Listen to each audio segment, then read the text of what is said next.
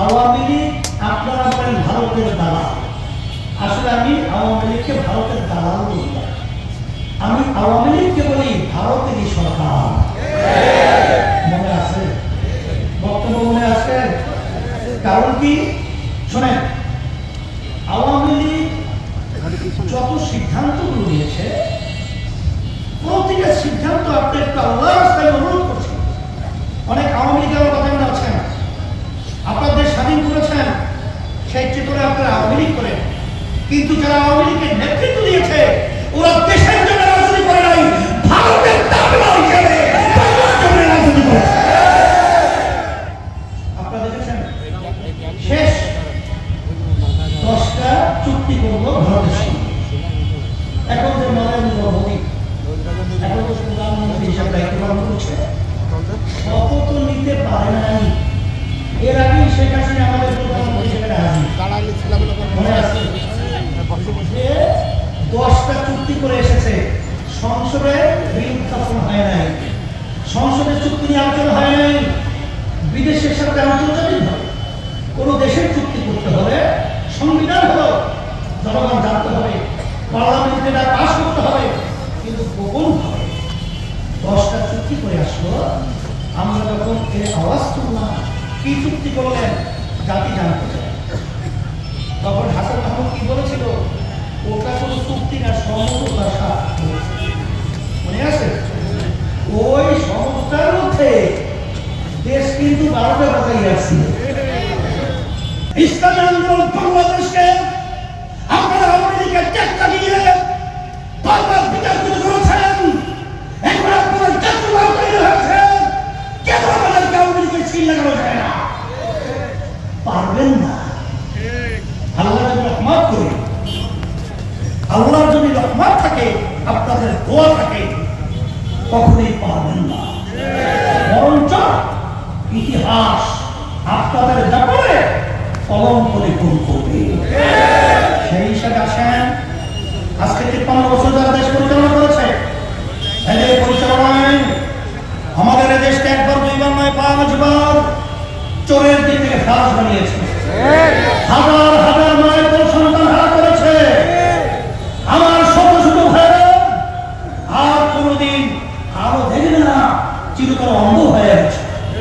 আজকে বন্ধুত্ব বরণ করেছে, আজকের মায়ের সেই হৃদয় বিদারক কলিজা ফাটা চিৎকার আমাদের কানের ভিতরে দ্রুত হচ্ছে। মা ডাক দিয়ে বলছেন, কাঁদছেন, আজকে কয়েকদিন পর্যন্ত আমার সন্তান আমাকে মা বলে ডাক দেয় না। আজকে সেই সোহাগের মতো পাথর দিলে তাদেরকে হত্যা করবে। এখন বাংলাদেশের মানুষ এই দৃশ্য দেখতে চায় না। আজকে আপনারা কি বলছেন, কি দেখাচ্ছেন? আমাদের গ্রামে একটা প্রভাবক বাক্য রয়েছে, কানারে হাইকোর্ট দেখানো। কানার আবার হাইকোর্ট দেখে কি করে? ও তো দেখেই না। আপনারা আবার বাংলাদেশের মানুষের নতুন হাইকোর্ট কি দেখাবে?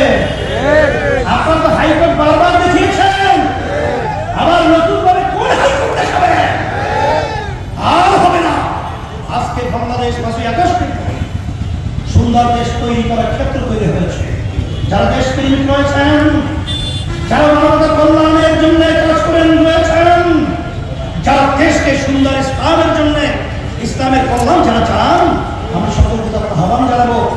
যারা নিজেদের দলের নেতা কর্মী নিয়ন্ত্রণ রাখতে পারে না, আপনারা দেখেছেন যে চিটাগাঙ্গে রাউজান কেন্দ্রীয় নেতার উপরে খালেদা জিয়া তার প্রধানমন্ত্রী তার উপদেষ্টা তার উপরে নির্মমভাবে কিভাবে লাঠিচার্জ আক্রমণ।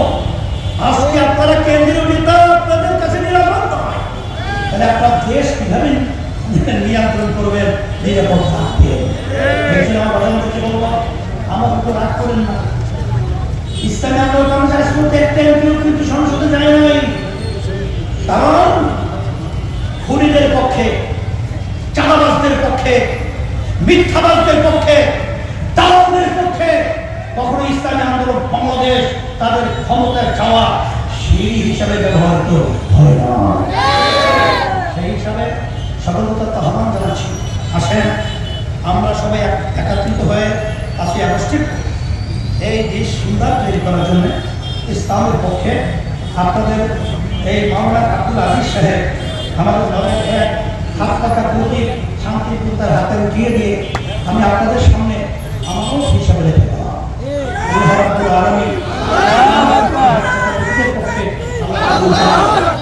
আর নয় 2 আর মাওলানা মুফতি তাজুল ইসলাম সাহেব আপনাদের এলাকার সন্তান আপনাদের কাছে হাত পাকা প্রতীকে প্রার্থী হিসেবে